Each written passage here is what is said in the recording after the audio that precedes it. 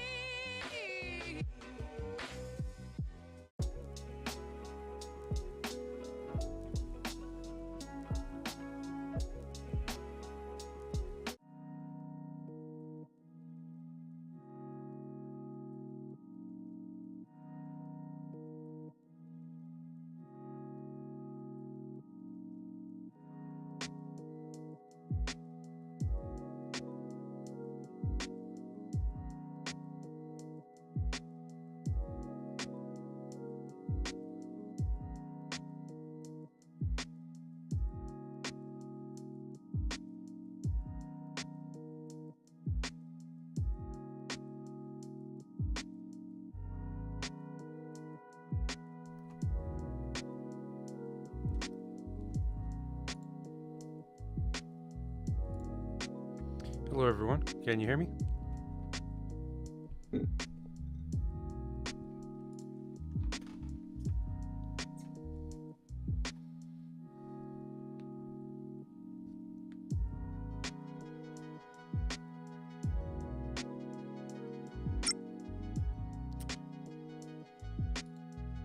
Hello Fake Summer.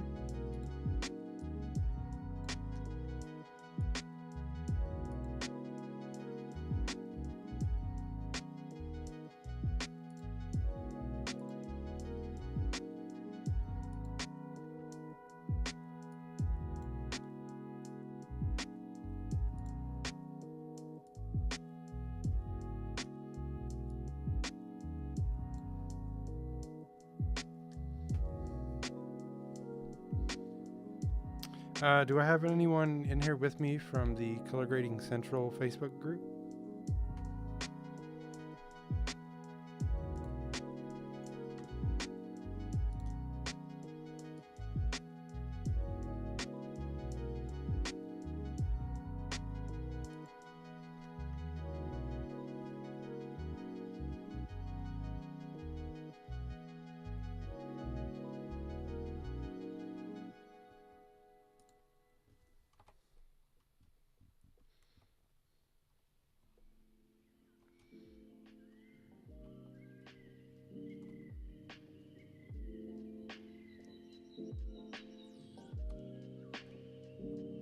Well, I'm guessing YouTube's notification system actually worked this time. Whoa, what is happening? Oh.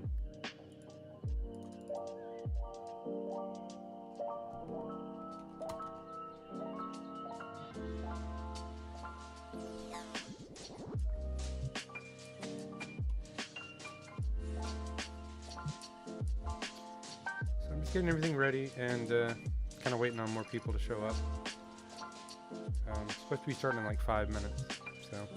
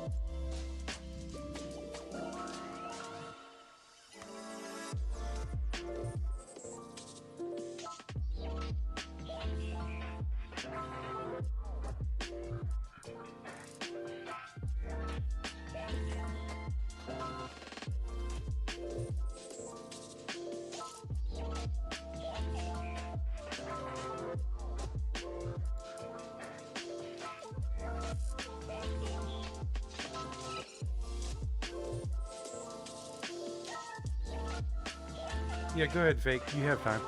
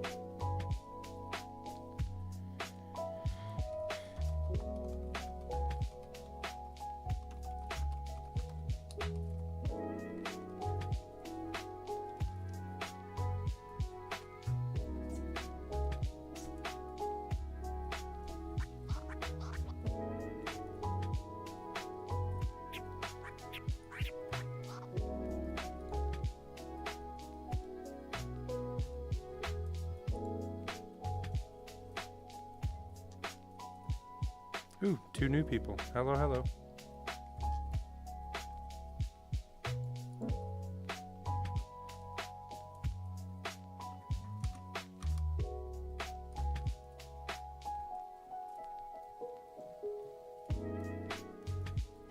How's the audio level? Everything okay? Music quiet enough? Voice loud enough?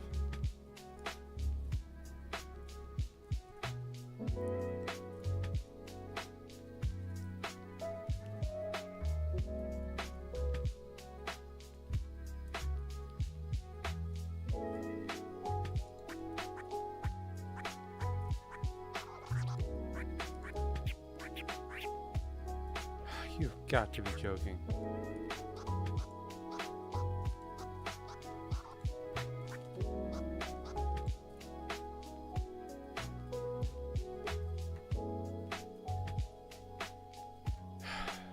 I'm getting real tired of doing this. Right when I was about to get started.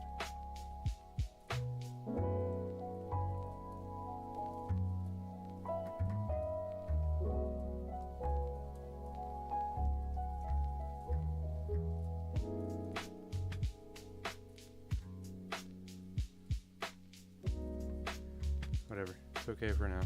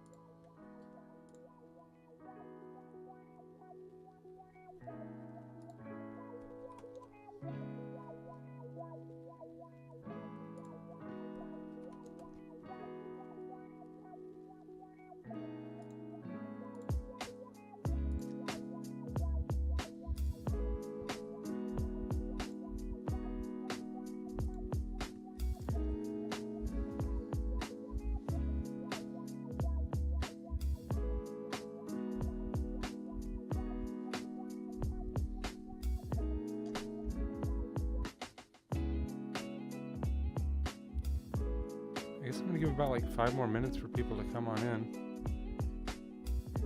Otherwise it almost feels like a waste to just like go through all this trouble for like 2 people.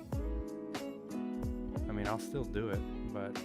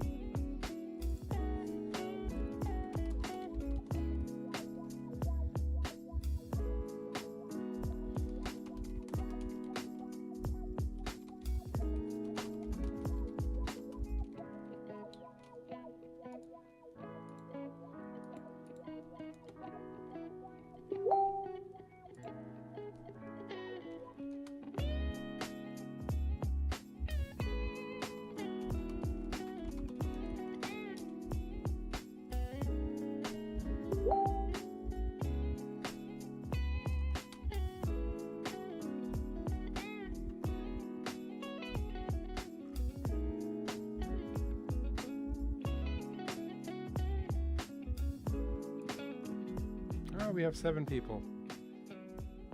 Anyone from the Facebook group at all?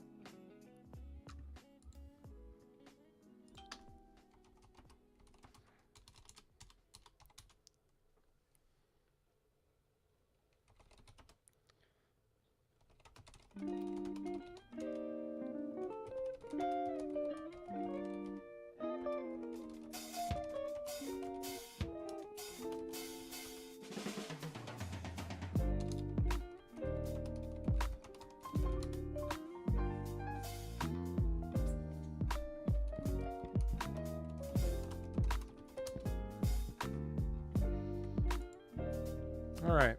I suppose we can just go ahead and get started.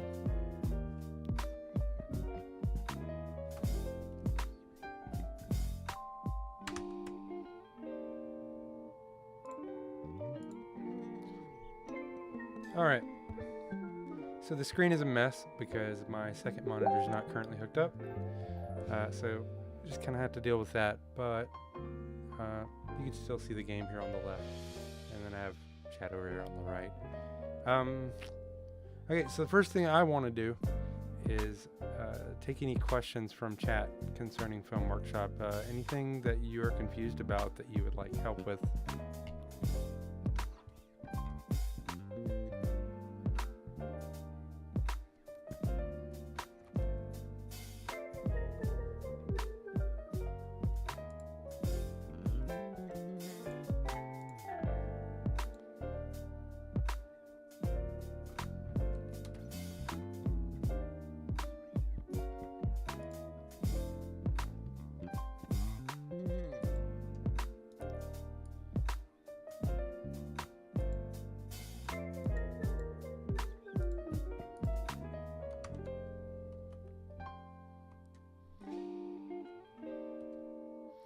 Alright, so no questions then? Alright. Well, then I suppose we can go ahead and get started. Do I have anybody in chat that has no clue what Film Workshop is? Do I need to go over that?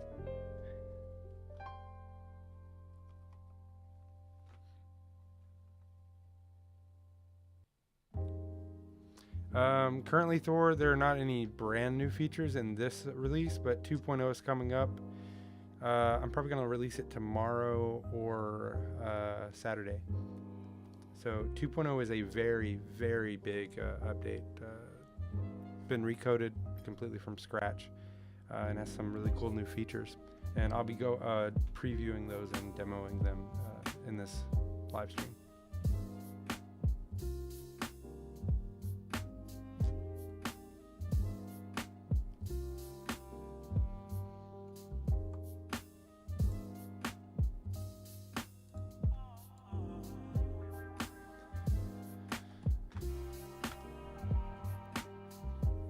Alright, so right now we've got the image, it's pretty close to stock.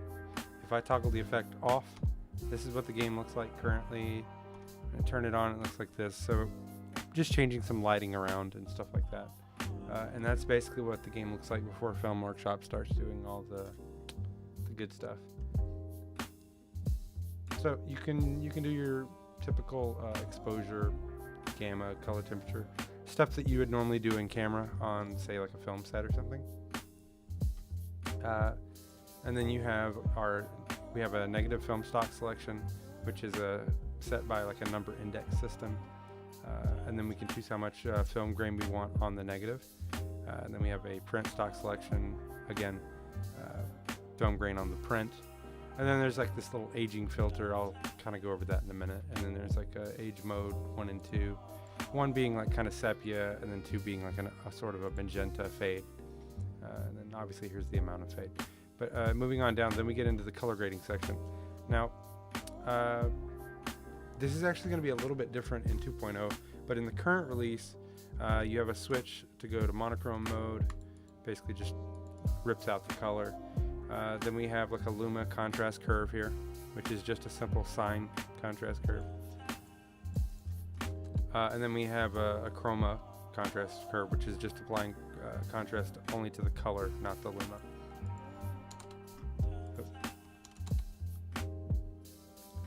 And then a vibrance, which does typical vibrance things. But in the big thing about Film Workshop is the widgets that were made by my friend Eric. So you see here we have a Shift C and a Shift H hotkey. If we hit Shift C, the color widget pops up down here, and Shift H, the HSL widget pops up. So I'm just going to kind of move this here. See if we can. Yeah, there we go. Kind of get that out of the way and do the same here. All right. So we could immediately just start What is happening right now? What? Okay, so I got a bit of a problem for some reason. My widgets aren't working. This is great. Had it working before I started. Okay, well, let me see if we can get that fixed. Hang on.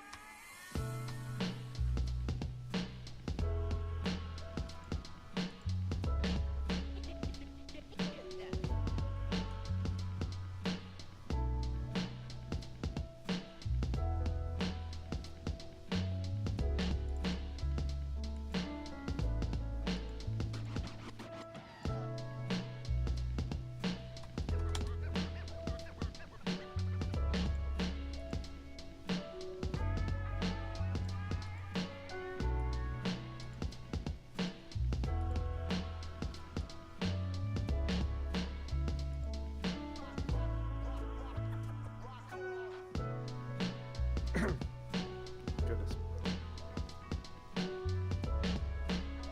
Hopefully what I just did fixes the problem. If not, the stream may need to go down for about 10 minutes or so I can fix the problem.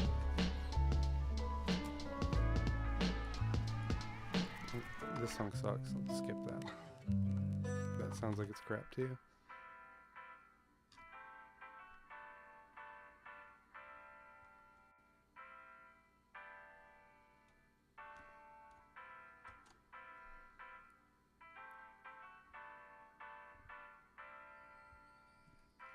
Thor, I noticed that you left the Discord server today.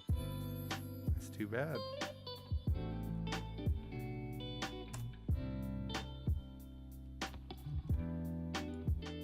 Okay, good. Widgets are working now. Alright.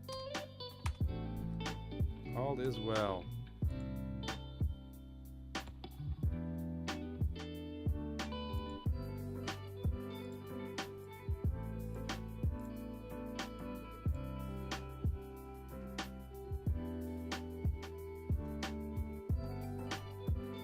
Alright.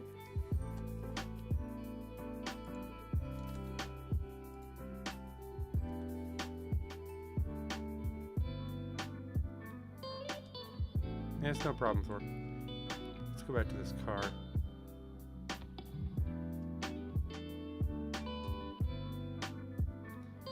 I'm gonna get somewhere where I have a decent amount of color in the scene. And this car will do. Let's go into third person mode so we have some skin tone to look at. Alright. Get rid of the HUD. Okay. So let's run this way.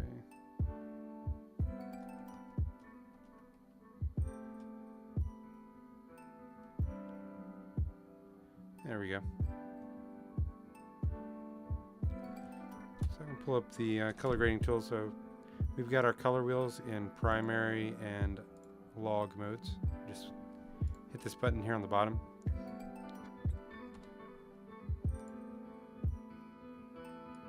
Try to get this back to the way it was before I had to restart the game.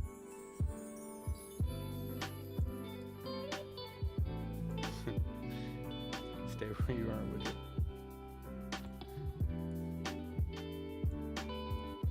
Oh, I'm sorry.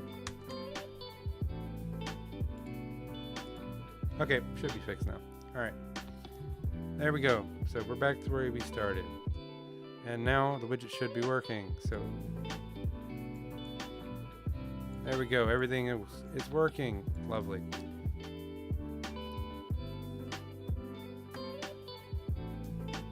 Okay, so first thing that we can do, let's assume that we shot this on a digital camera, right? We'll go up here, click here for help.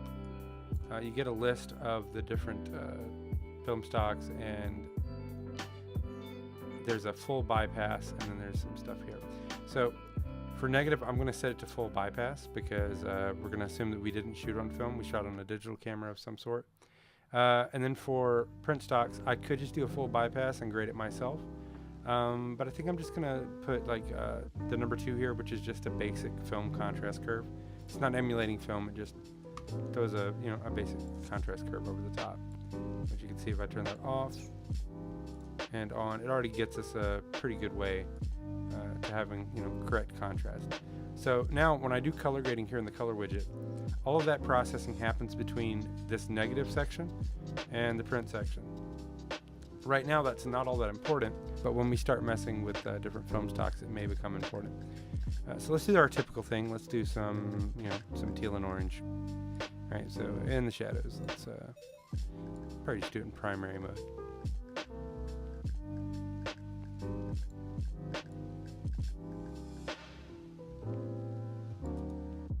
Yeah, I'm not liking that. Let's go to the log mode.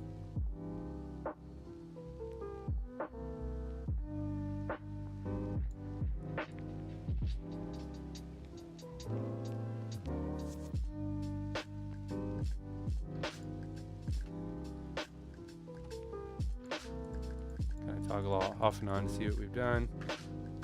Let's change this car to a little bit more magenta, maybe, just because we can, not necessarily because it looks good, but just to demonstrate kind of what the tools do.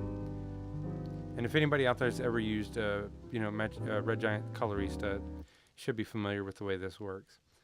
How about the yellow there? Maybe push that a little bit toward orange.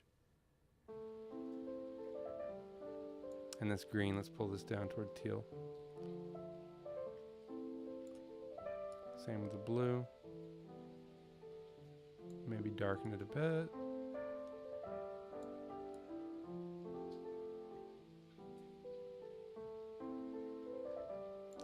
When I'm adjusting the shadows, I'm usually just paying attention to the shadows, but sometimes when you adjust shadows, it can mess with the midtones as well, so you have to just kind of keep an eye on things. What I did here is when I pushed the shadows this way, I pushed the midtones up in the opposite direction to kind of compensate for any color cast that the shadow color changes made to the rest of the image.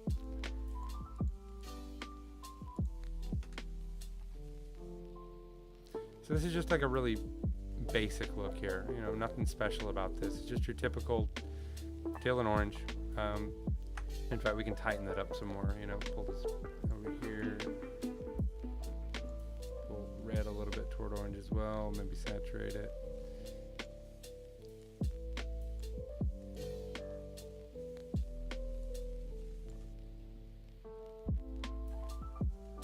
So now everything here, this is really hue constrained.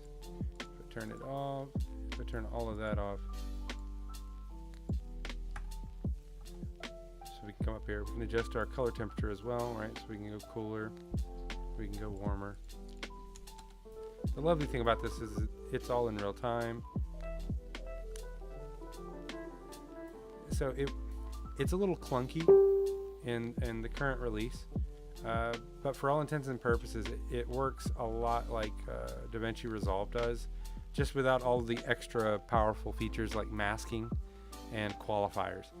You wouldn't want that anyway, because in a video game the scene is always going to change, so you can't guarantee that what you qualify is going to work everywhere, right? So stuff like that, while in theory it could be made, we didn't bother because, again, a game world is always dynamic and changing, and if I was to qualify skin tone here, all it would take would be me walking into the shadow, and then suddenly the skin is no longer going to fit in the qualifier.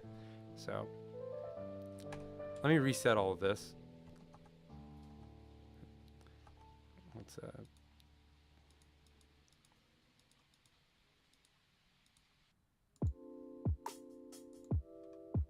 and let's start fiddling with film stocks. Let's go up here, click here for help, move this over. Let's just do a 5219 into 2383. So here on my film stock list, it gives me the number of what each film stock is assigned to. So in this case, 5219 is 34. So I set negative film stock to 34. And then 2383 print stock, I think I'm going to go with D50. Let's do 10 on the print.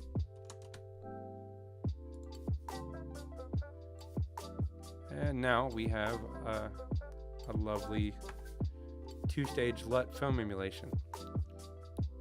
And that's what's beautiful about Film Workshop. If you're not a colorist and you just like to play games and you want them to look nice, you can just start fiddling around with different film, negative, and print combinations, and you don't really have to worry about the color grading section. That's there for power users that really want full control over the image. Oh, I'm gonna die. Let's turn on God mode so I can't die, and let's stab these things. Or I could just kill them.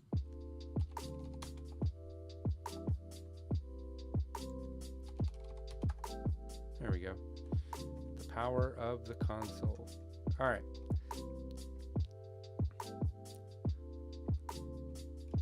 I'm trying to get somewhere where there's a decent amount of color and not just a bunch of gray everywhere.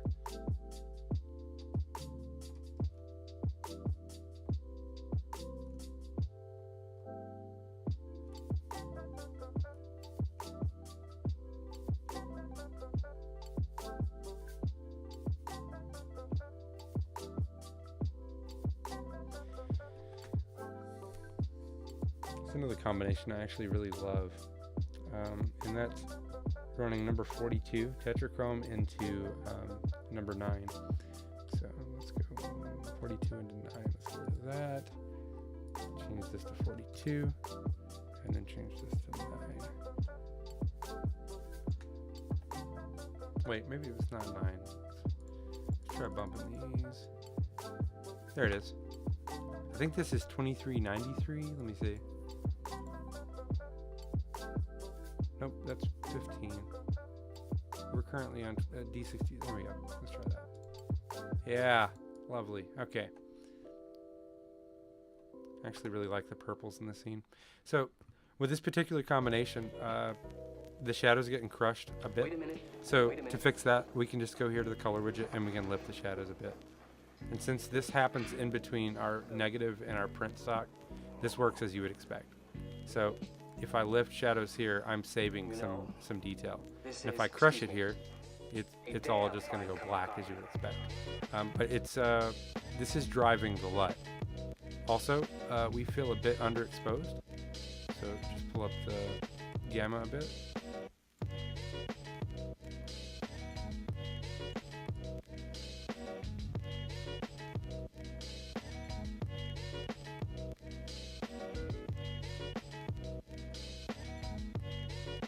So anybody in chat have any suggestions on a specific film that they would like to maybe try to match? And we'll see if we can get it done here on the stream.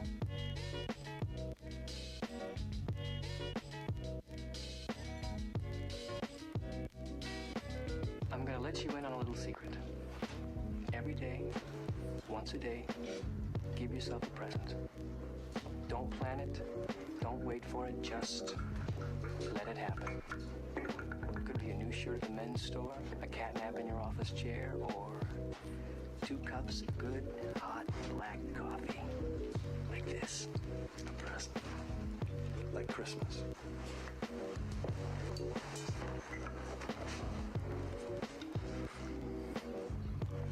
Oh, man. Yeah, Dunkirk would be a good one. Let me see if I can figure out what they shot that on.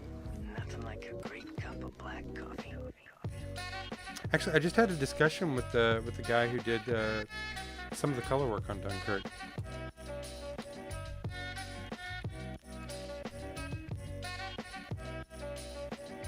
He actually is the same man who color graded The Last Jedi. Okay, they shot on 5203, 5207, 13, and 19. So it really just depends on the scene. And then they went to 2383. This isn't going to be too difficult, I don't think. So basically they shot on Vision 3 into 2383. So with that knowledge, let's reset everything here.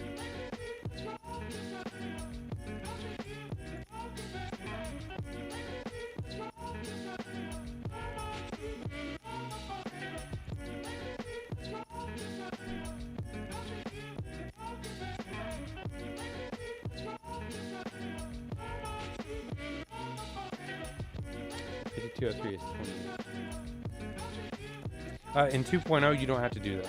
In 2.0, we have a nice little drop-down menu where you can just select the film selection by name.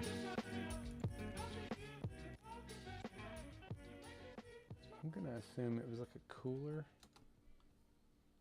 5203. I mean 2383. Let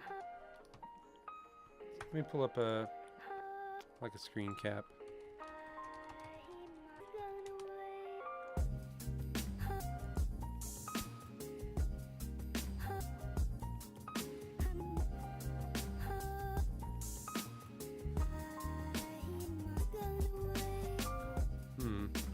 Trying to find a scene that kind of matches the same context here.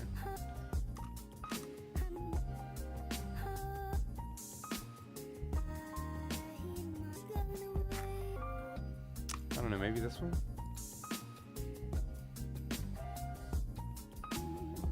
What is this? No, I don't. Come on.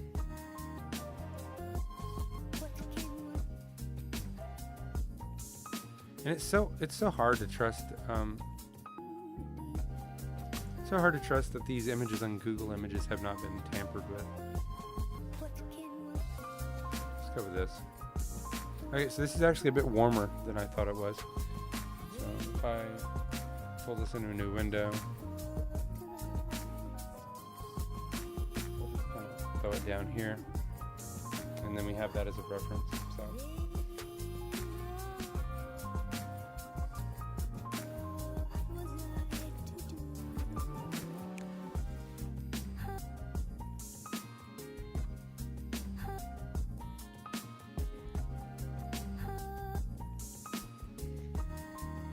And since IMDb has shown that they used like quite a few different negatives, a lot of these scenes would look drastically different from scene to scene. I mean, you already have that with lighting, but I mean, film negative really does affect the way something looks to a pretty drastic degree. There's also 5207 and 13. 5207 is 31.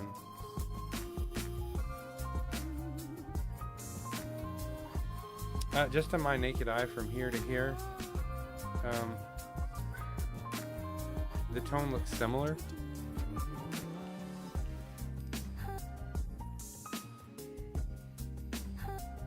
Of course, our weather is a bit different, so let's go ahead and change the weather to try to match.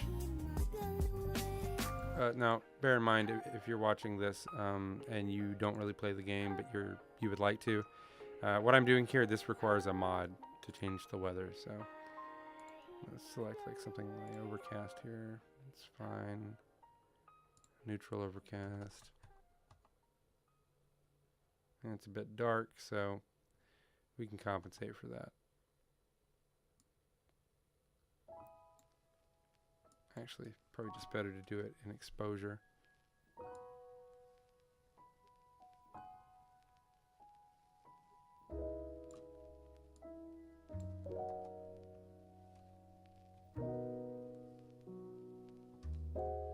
So this is good because it shows us that we need to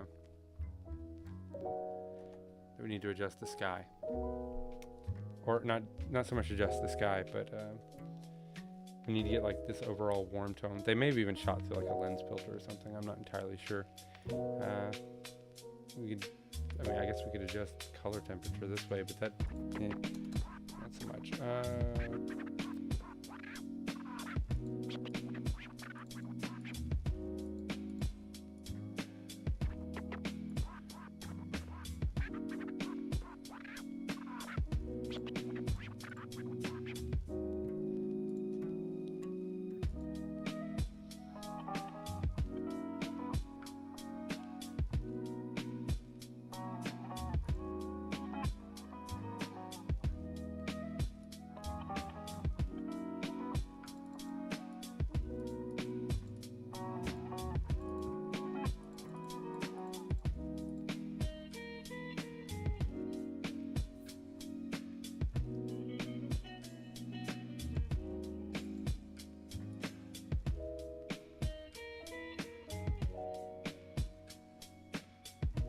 Yeah, just using like this aging filter kind of got us there.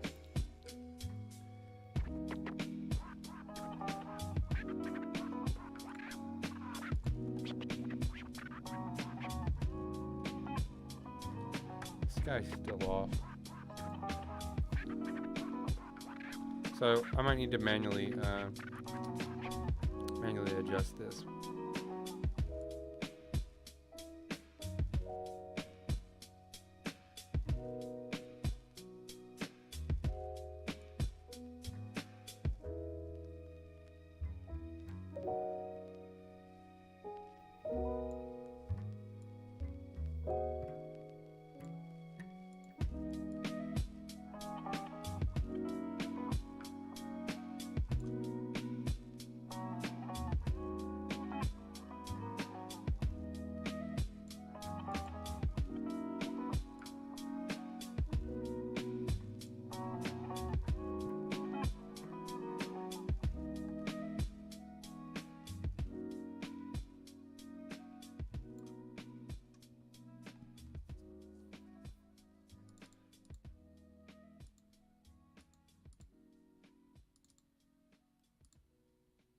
Yeah, just going by eye here. This particular scene was probably shot with either 5203 or 5219, if these film emulations that we're using here are accurate.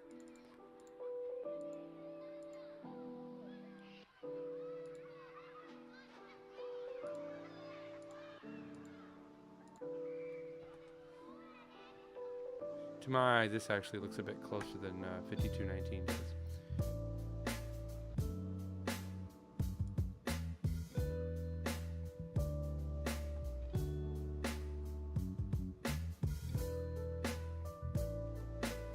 So just doing like a side-by-side comparison.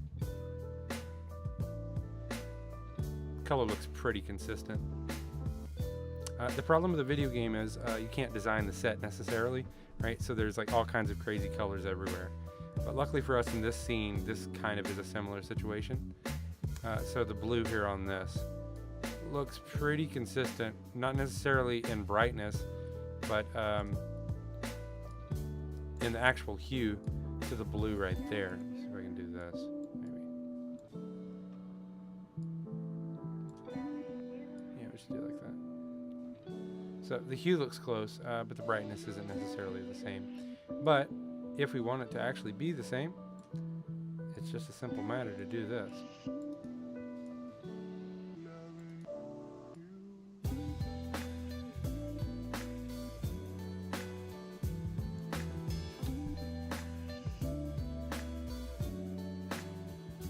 So that's Dunkirk in this particular scene. Oh my god, what is happening right now? I need to...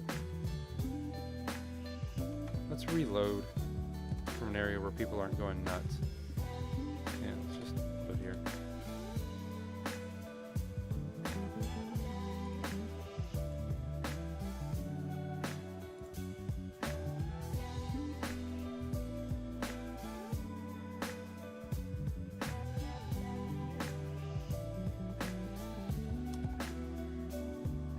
So yeah, now the weather's totally different, right? So then the look doesn't work anymore.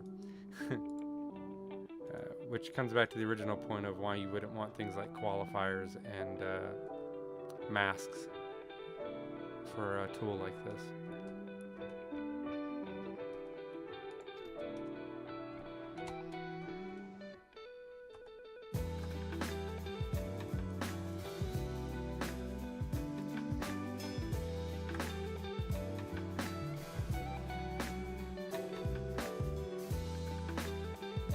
Anybody got any other ideas? Anything else they'd like to try to match?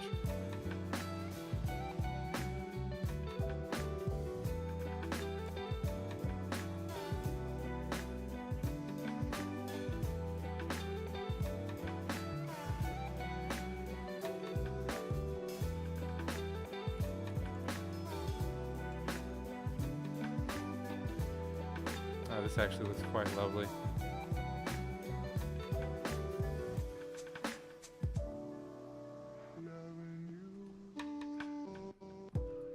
Whatever that song is, let's skip it. This has a really nice look to it, actually. I really like this. Let's expose up a bit. Yeah, Thor, let's do Kingsman. You sins in the church. You do it in the streets. You do it at home. The rest is bullshit. Are we talking 2017 Golden Circle, or... Yeah, let's just do that, just to make it simple. This was shot digitally, and then we can just use like a 2383 light. Let's just go with this. So, we're gonna push 1 on that.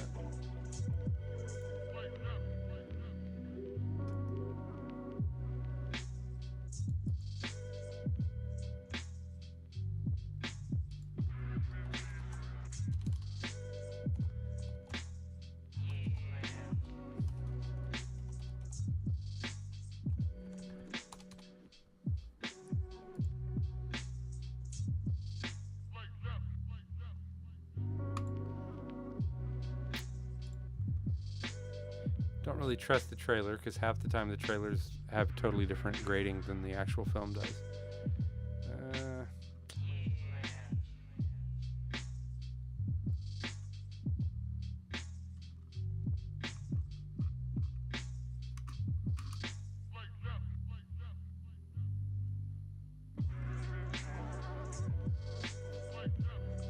It's hard finding a reference image sometimes because you need to find something that sort of matches, or at least closely matches, the context of the scene that you're trying to grade.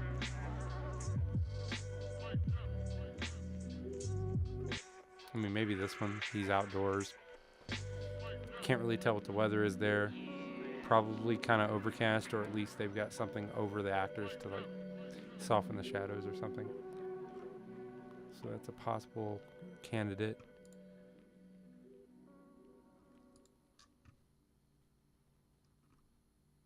Yeah, let's just go with that for now. Where'd it go?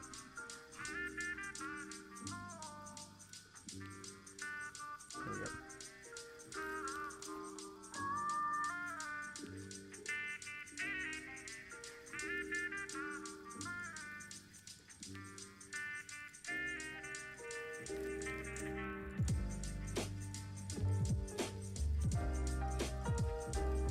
Oh, this little tune is nice, whatever it is.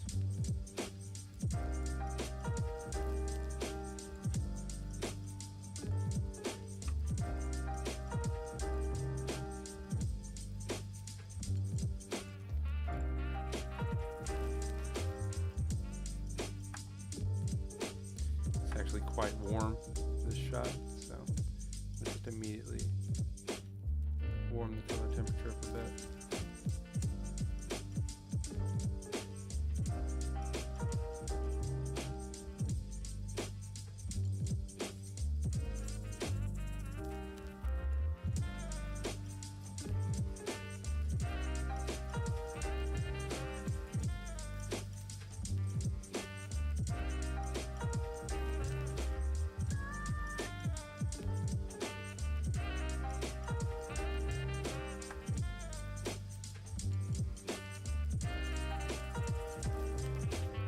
We got a different 2383 LUT on there. That looks a little closer. Shadows are a bit purple, so let's do something about that.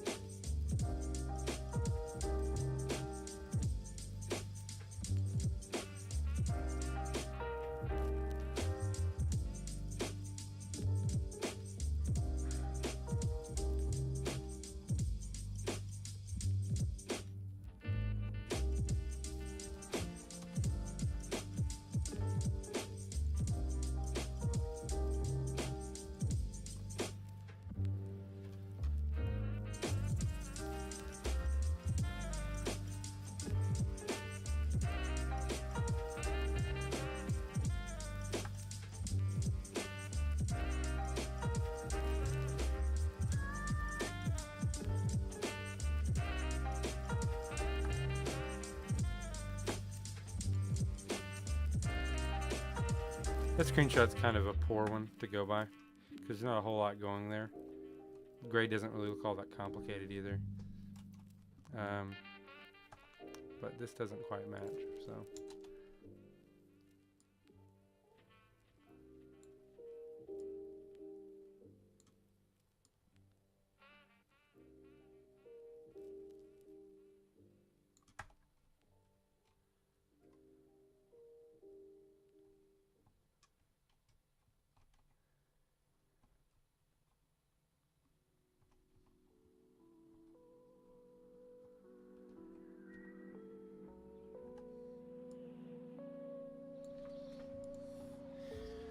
Still no one from the Facebook group? Is this just everybody from my subscriber list?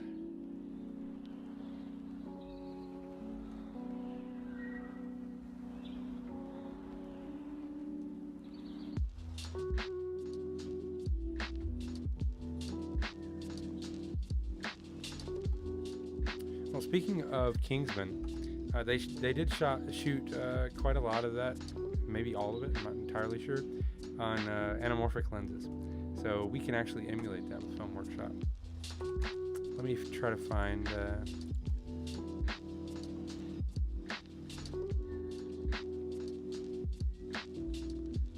see here. Try to find Kingsman trailer and I'll show you what I'm talking about. What? Oh, okay. Yes, will do. Let's just kill the audio.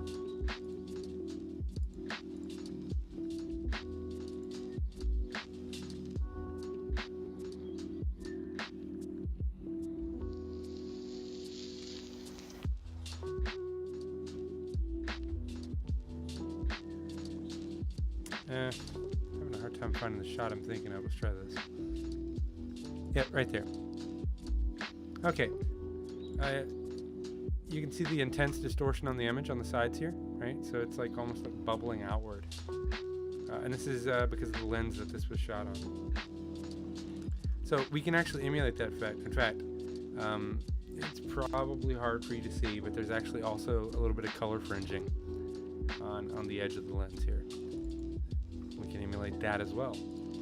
So let's go ahead and do that. First thing that I'm going to need to do, since the operations that I'm going to be doing on the image will require me to zoom the image in, and I'll demonstrate why. Let's go ahead and do that. So if I turn on lens distortion, as I do this, the corners of the image actually get pushed inward as well. So I have to zoom into the image to keep from showing the black borders as we do this. Because in the game, all I have is the actual image that the game gives me. I don't have any extra information on the outside. So to compensate for any like black borders that might be made when doing this lens distortion, I have to zoom. So that's all done dynamically for the user. But to compensate for that loss of, field of view, we can change that in the game. So I type FOV, we'll do like 110 by 110, and this is in degrees. So now the field of view is like crazy wide. In fact, that might be a bit too much. Let's go with 100. Now, even though I had to zoom in on the image, it's not terrible. And we have some pretty intense distortion, like even more than the film, right? So it's like a crazy level of distortion, but it's not so strange and unnatural because we increase the field of view by a lot to compensate for the image crop that happens from the zooming. So let's pull this back to a more reasonable level, like say 75, and we'll set the field of view to like 95. If I go to the sign, yeah, that looks about right. It looks about like what the movie did. Hello, truth. So yeah, we have our lens distortion happening, and it doesn't look too terribly weird because we increased our field of view. But we have it, and you can see it as I go side to side here. You can see the wall distorting similar to the way the film does. So how do we do the fringing? Well, for that we have chromatic aberration, and we can increase that. And I don't know how well this is going to show up on stream, but if I increase it to extreme levels, you can see there's a bit of color fringing. And of course, with an anamorphic lens, there's quite a bit of it, so you can get away with pushing that pretty hard. I'm going to go something like 35. Let's put that back.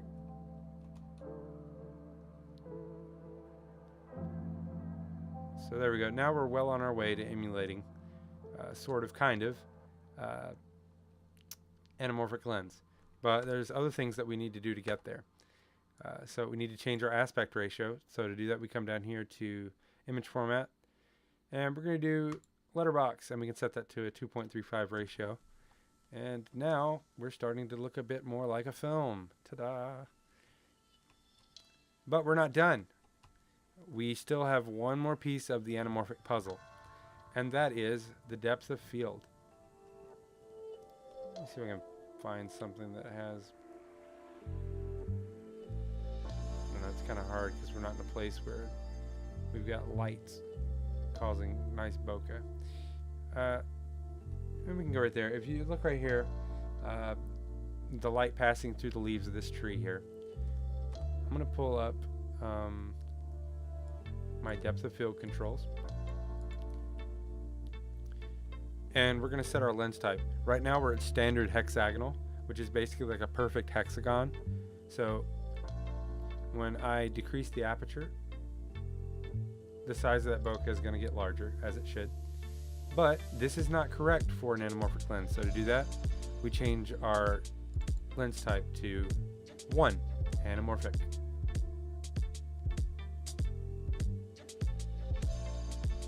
So let's set our aperture pretty fast, like 1.7, just to exaggerate the effect. Get rid of all of this, all of the widgets. And we've effectively mimicked an anamorphic look by doing multiple things. We did our lens distortion. Oh, we need to increase our vignette amount. There we go.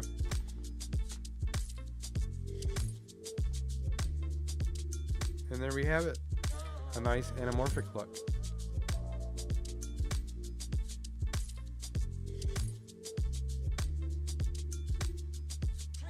So, if you're not aware, if you're wondering why do anamorphic lenses, why does the bokeh look stretched and skinny, and why does the image distort on the sides, and why is there color fringing on the sides?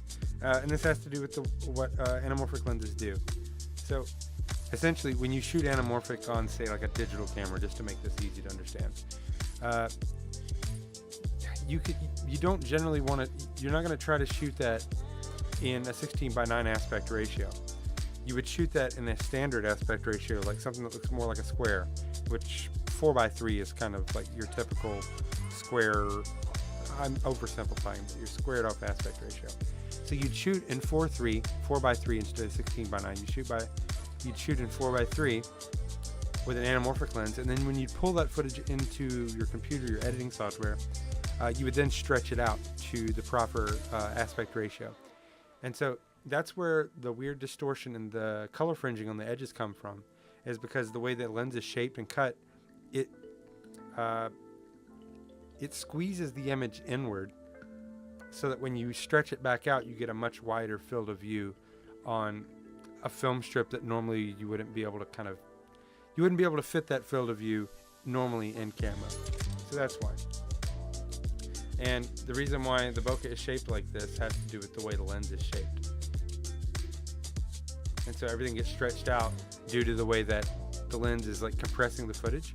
So when we stretch it back out, the weird shaped bokeh is kind of an artifact of, the way the lens is shaped.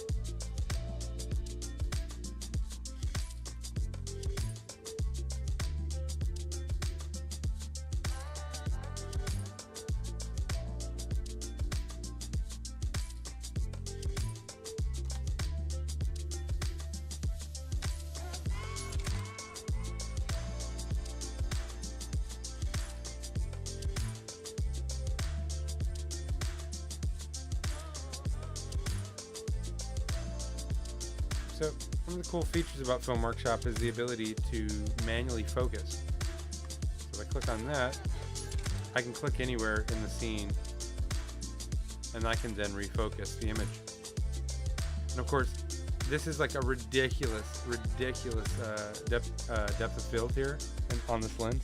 It's because the aperture is like an insane, unrealistic 0.7. The amount of filtering you'd have to put on a lens to shoot that in daylight would be nuts.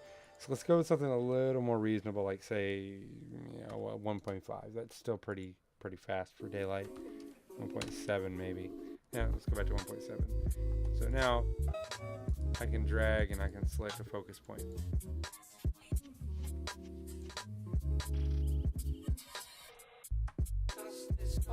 Maybe I want to focus on these bricks here.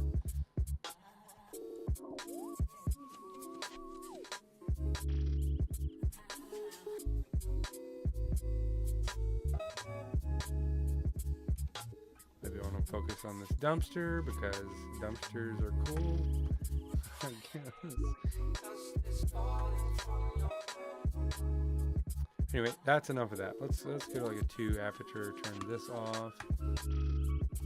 I think we're going to keep it in anamorphic because that looks kind of nice.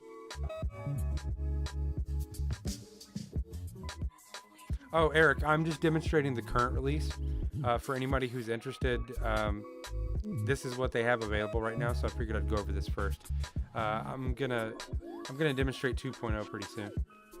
Here in the next, I don't know, 15-20 minutes or so, I'll show off 2.0. In fact, I can go ahead and do that now, actually, now that I think about it. I will be right back. I'm going to get everything set up. I have to swap out some files.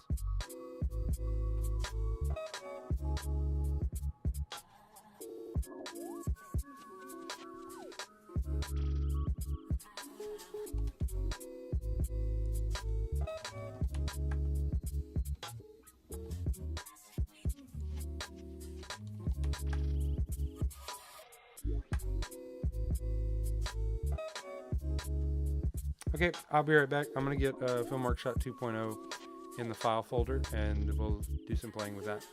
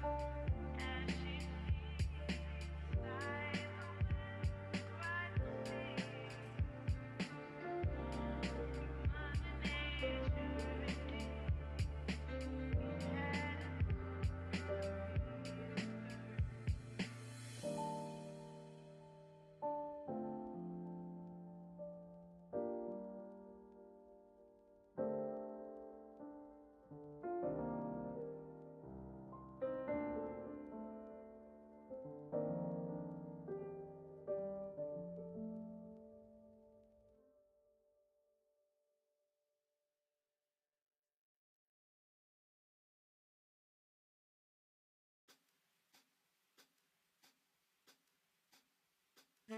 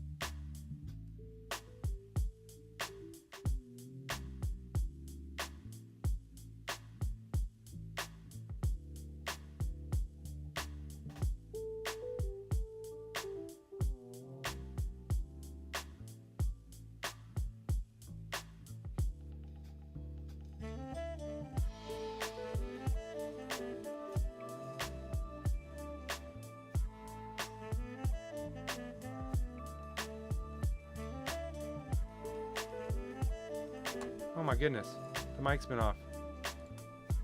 Well, sorry about that. Okay, you guys should be able to hear me now.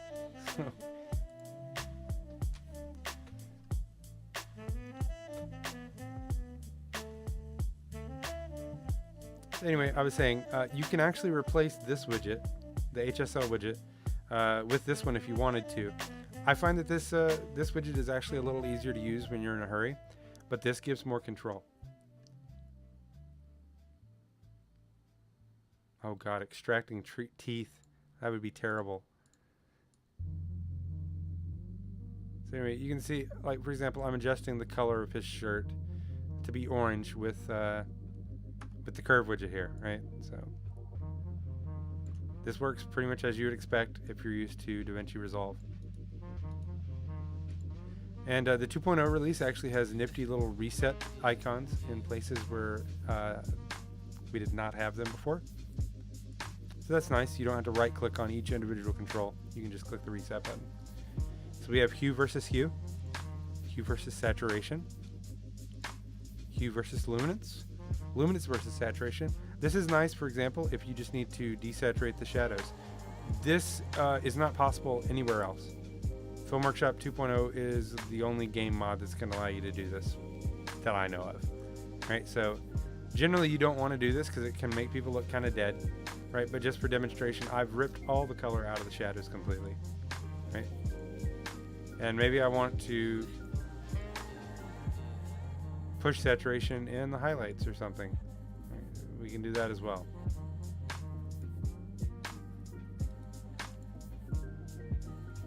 Do like a really weird thing like that, and then just kind of, so basically, yeah, you're defining like how much saturation from top to bottom based on how bright the image is in different areas. So saturation versus saturation control, and then we also have your standard curves widget, right? So now we can define our own contrast curve.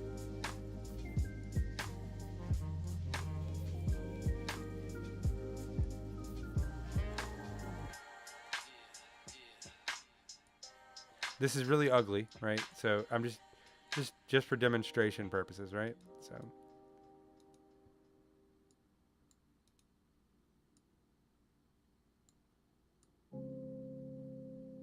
just your, your standard S curve.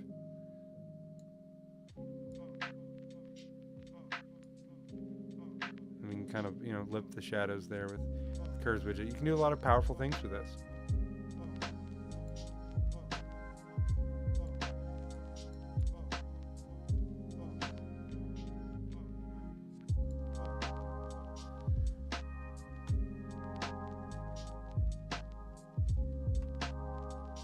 So yeah, this looks terrible.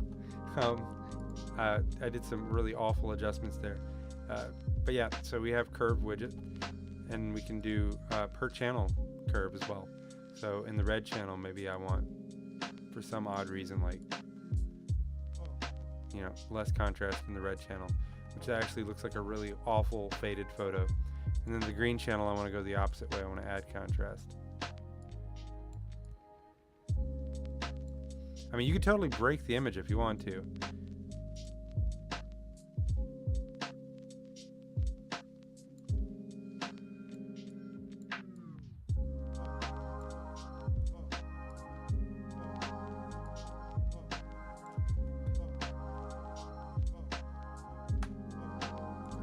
But the point is, there's a lot of power here at your fingertips to do almost anything that you can think of as far as manipulating the image. And you can see up here we have our spectrogram. And then we have a vectorscope and a histogram as well. I was discussing with Eric, the fantastic person who made these tools. He and I worked together to, you know, discuss what we needed. But this is all Eric's programming work. But I discussed with him today the possibility of adding the ability for you to import like a reference image. So in theory, it would be added here. Maybe this widget would be a little bit bigger, and we'd have like another drop down that says reference image. So you would select one, and then maybe another widget would pop up that would give you an image of like a screen cap of something that you want to match the game to, and then you can do what I've been doing here by having like another window open in the bottom right without actually needing to leave the game.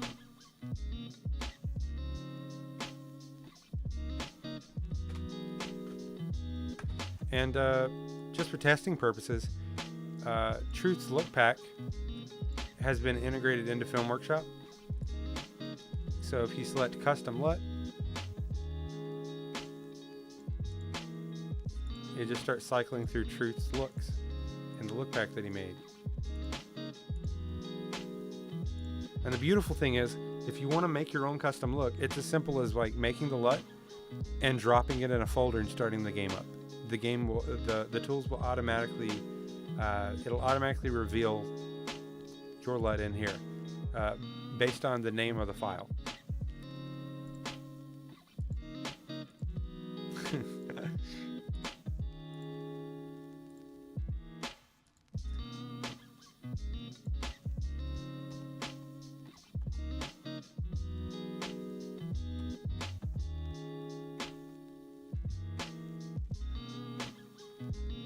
Make sure I don't have something else enabled that's messing with that, because it is possible.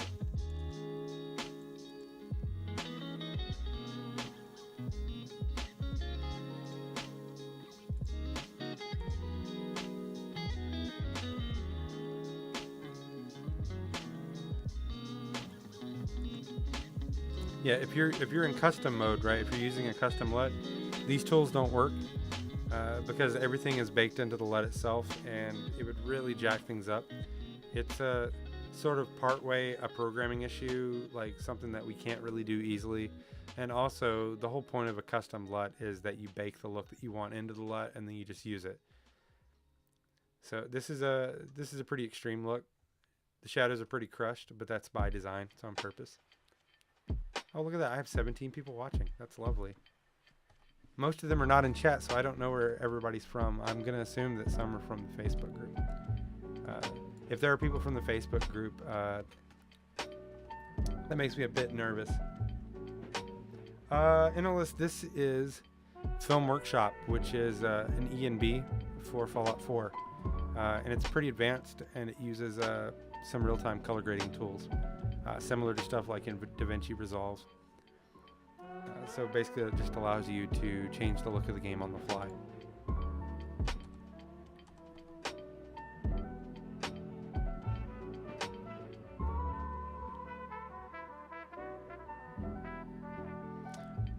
Yeah, no, the Facebook group I'm talking about is the Color Grading Central Facebook. It's a place where some industry professionals hang out, and some amateurs as well. But it doesn't have anything to do with video gaming.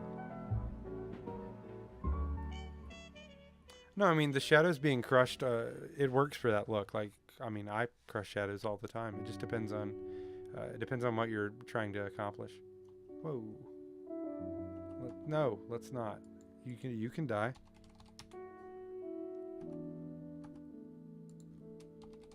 You can die. Wait, where'd he go? Did he kill them both?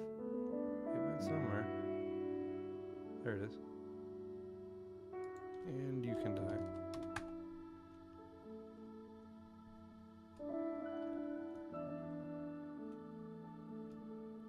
Actually, let's go in this house.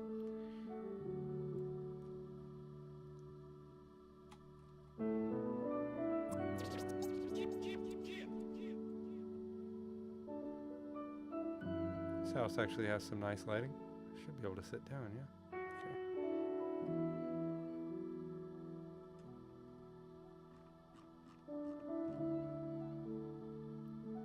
Okay. Yeah, I'm sorry about that. My connection isn't super great, so I'm kind of limited to 720p.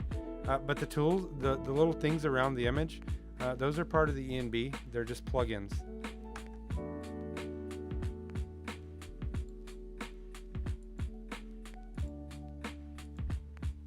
Oh, also, forgot to mention, we added little close icons, so you can close out the widgets.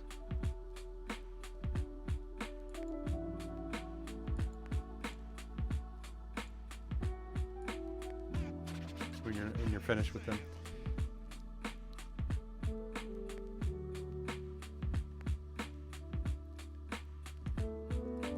So let's just pull up the LUT widget, and then let's just start cycling through the different looks that we can select.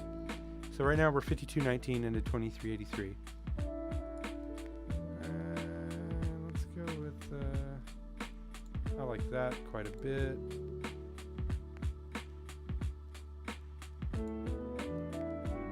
Yeah, that looks quite nice. So we also have like some still photo stocks, stuff that you wouldn't really normally be able to shoot a movie on, but you can still get the look of it, and then you can still throw that into you know, a movie print stock, right? Let's pull up the color widget and lift the shadows a bit. So this is a really lovely combination. And since we have 17 people in here, can we get people in chat to, I don't know if you can use like a hand clap emoji or something, but I don't know. I think we should all thank Eric for how awesome this is. There's a little bit of a polish that I need to do on the UI, and that's on my end.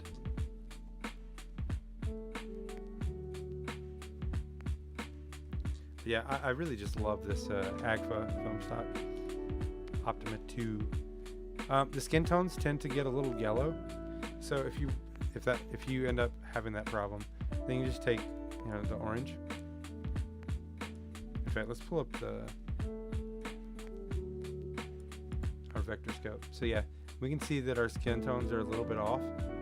So to do that, we just take orange, we push it just a tiny bit towards red, and we can kind of get back on that skin tone line. Yeah, handshake will do.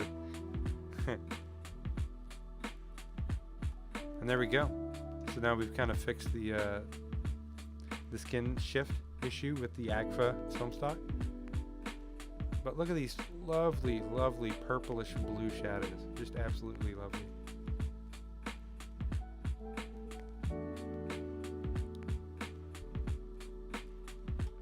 Now if we want to do something a little better. Oh yes, indeed, it's a great weight.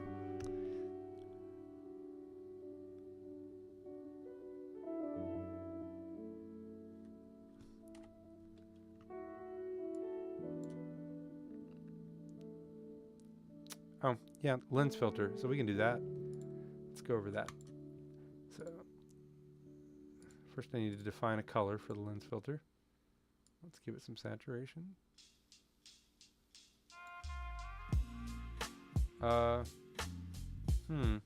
Hey, Eric. Maybe I'm crazy, but... Oh, it's because the lightness is up. I'm a moron. There we go. That's it. Okay. Enable the lens filter. Let's change the hue. Let's bluish filter. So if any of you watching are familiar with using actual real world lens filters, you know that when you put them over your lens, you have to like make a little bit of an exposure adjustment sometimes because they allow less light through. So you'll notice as I push the filter density up here, the image will get darker. And you get around this by increasing the exposure in camera, just like you would in real life. So we filtered the image through a virtual lens filter.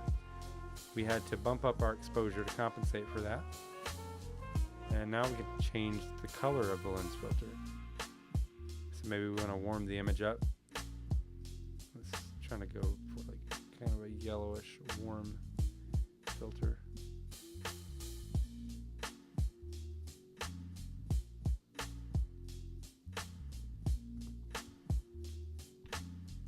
Oh yeah, and unless you found my stop it video. Yeah.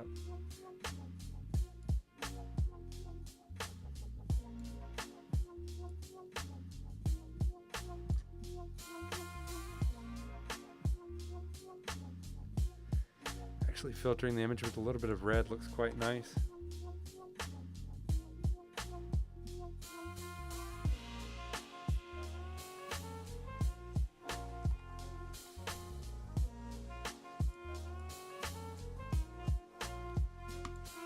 Turn the filter off. Put our exposure back.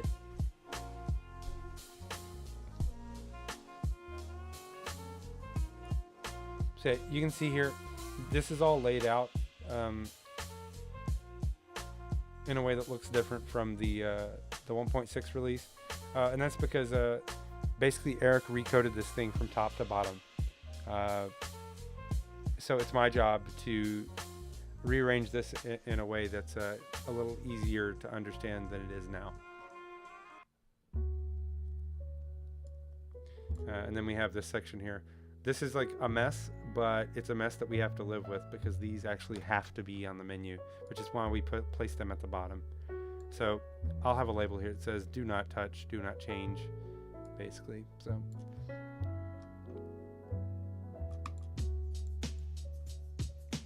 yeah, if anybody's wondering what this was and what the scope widget's for,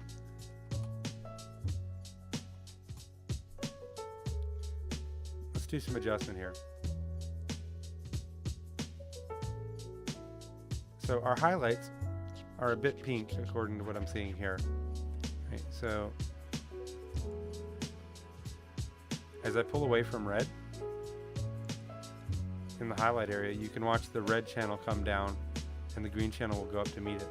So the point of this scope here, let's say you want to balance the image properly. And let me pull up the LUT widget. Let's just do a bypass on both of these. Of film contrast, that's fine. Alright, so what we want to do is balance this image. So we've got, that's odd. Oh, that's because there's so much of the sky. Okay, yeah, that makes sense. That was weird. Oh, I forgot. We did a skin adjustment. Let's reset that as well. So let's try to bring our highlights into line here. Let's try to neutralize that.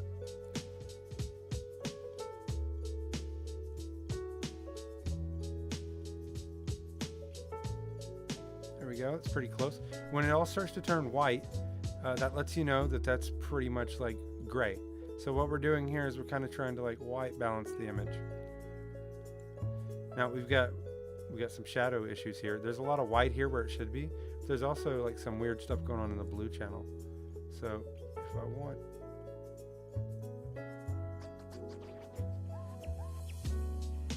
it's a bit closer to perfect, but not quite. So if I toggle on and off, the adjustments that we've made are neutralizing the image a bit. So we need to do kind of something similar in the midtones.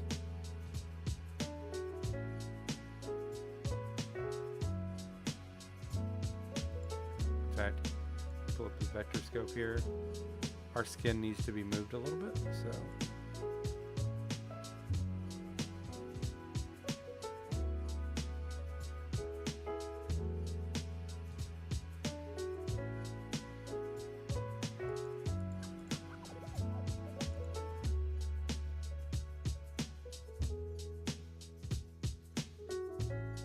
In general, everything looks a bit underexposed as well, so I'm going to lift it.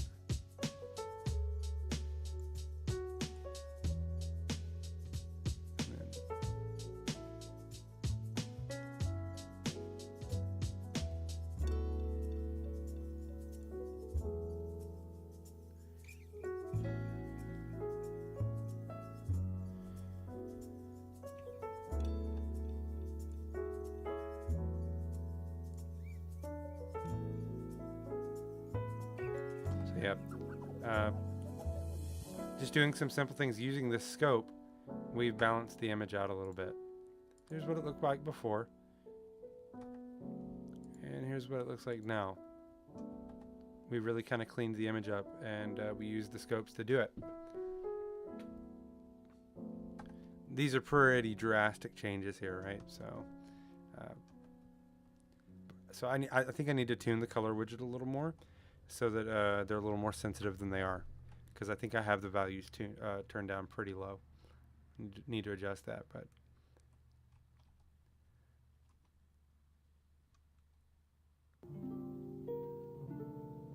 yes, Juice Head, that is me in the bottom right. It's absolutely me. Basically, the story behind that, somebody told me, I bet you can't put your suitcase on your shoulder. And they thought it was full. They thought it was heavy, like with bricks or something. And only I knew that it was empty. And I pretended it was heavy, and I put it on my shoulder anyway. So, yeah. And then somebody took a picture because they were so impressed. That's what happened.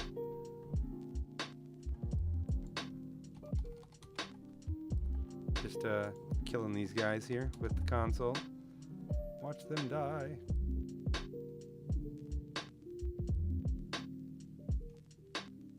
Deep state lies. Tell me lies, tell me lies, tell me sweet little lies.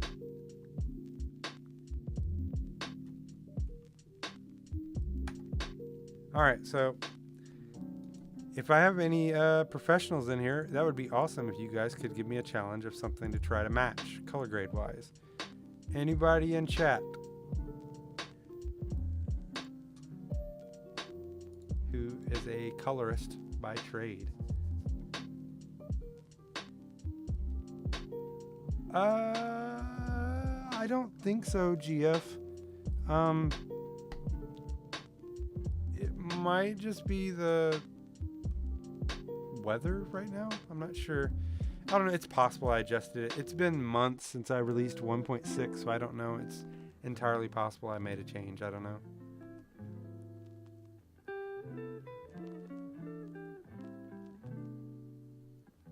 Mobato, don't you ever spell color that way again. This is an American stream. You are not allowed to add a useless U into the word. Because reasons.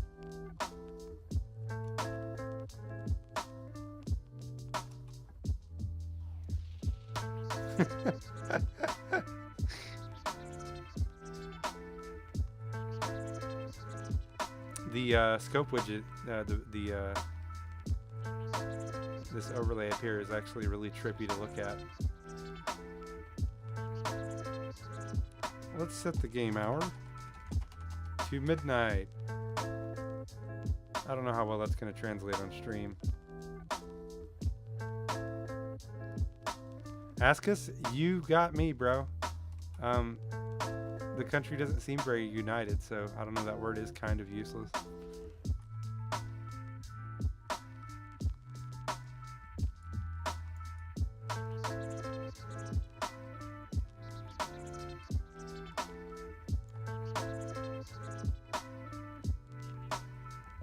Sa.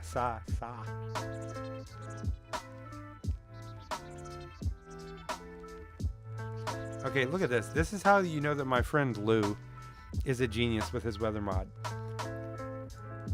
As I increase exposure in camera, it doesn't look like daylight.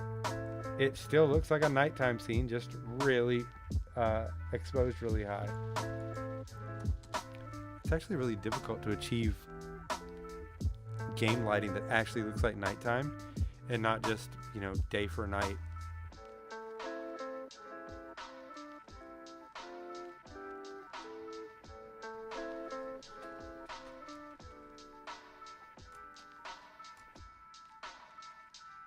Oh god, I don't have time for this dogs.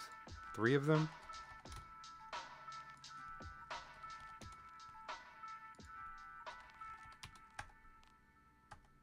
Really? Why did none of them die? How am I dead? I didn't... What? What?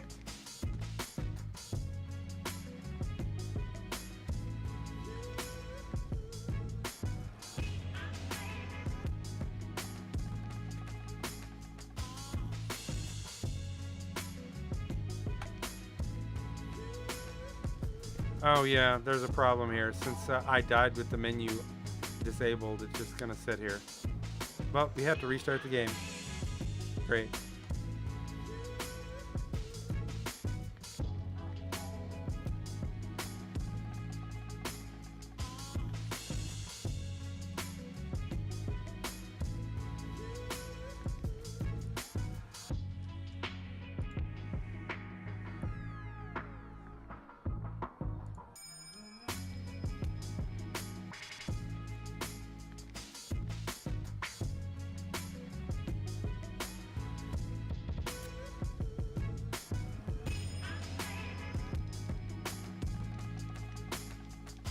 Yeah, truth. It normally should, but since I didn't have the menu on, I had everything hidden. All I got was a black screen, and it didn't really load.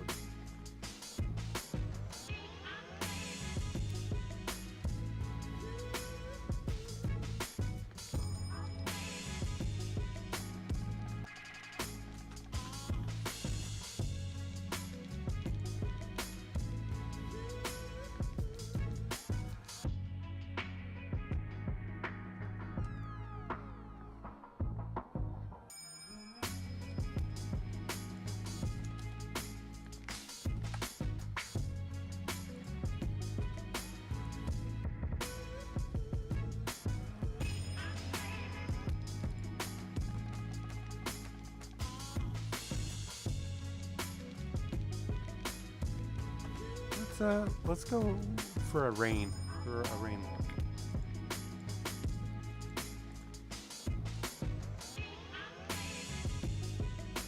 See you later, Eric. Have a good day, buddy.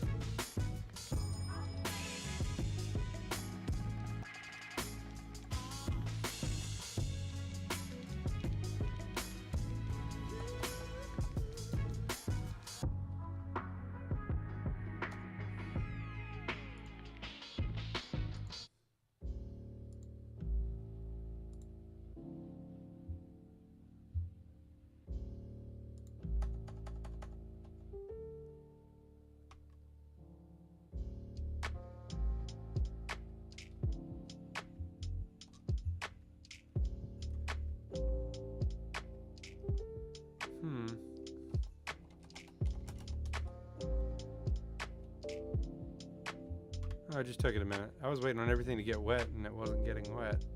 It looked a bit strange.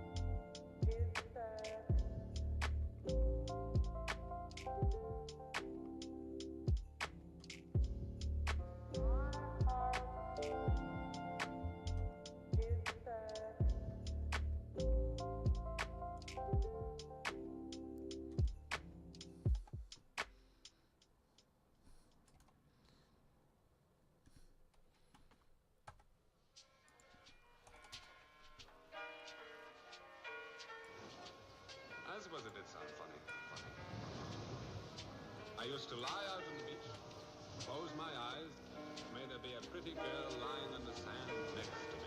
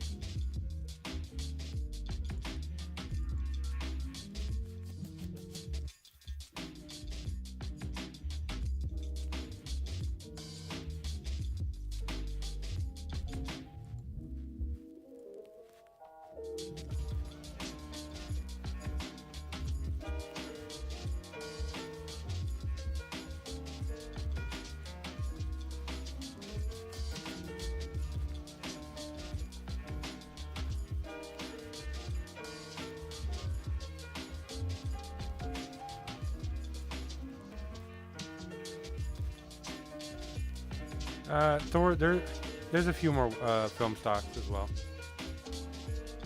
But yeah, new widgets, new film stocks, and making a custom look and using custom looks is going to be a lot easier now.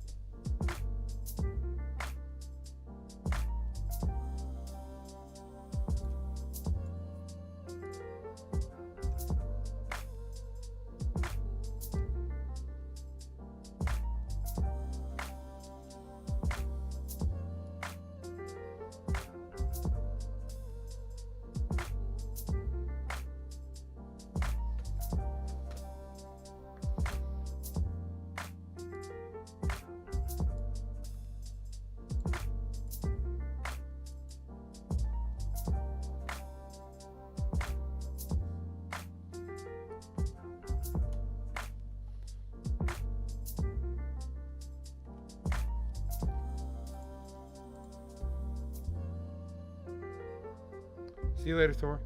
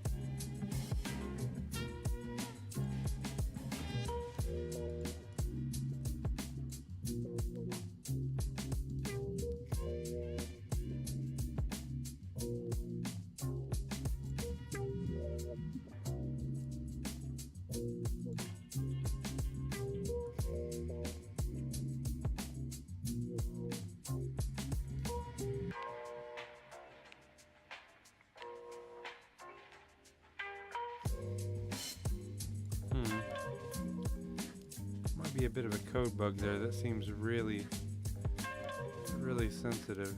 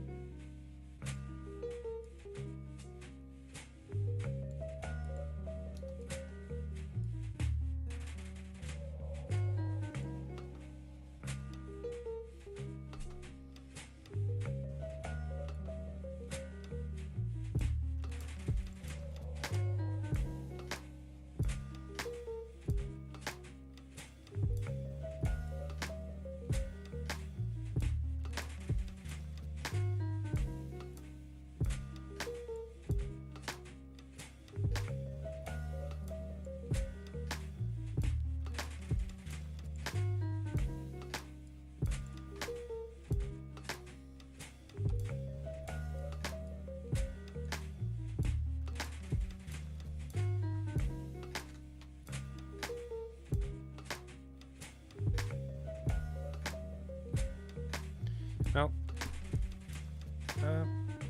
unfortunately, I didn't get really much interaction from the Facebook group that I posted this in. But, yeah, everybody kind of got a taste of what's coming up in 2.0. The big important thing is this LUT widget here. This is just awesome.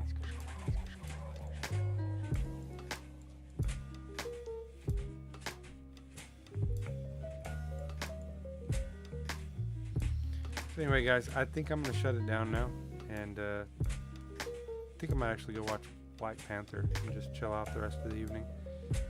Anyway, hope you guys have a great day. I'll see you soon.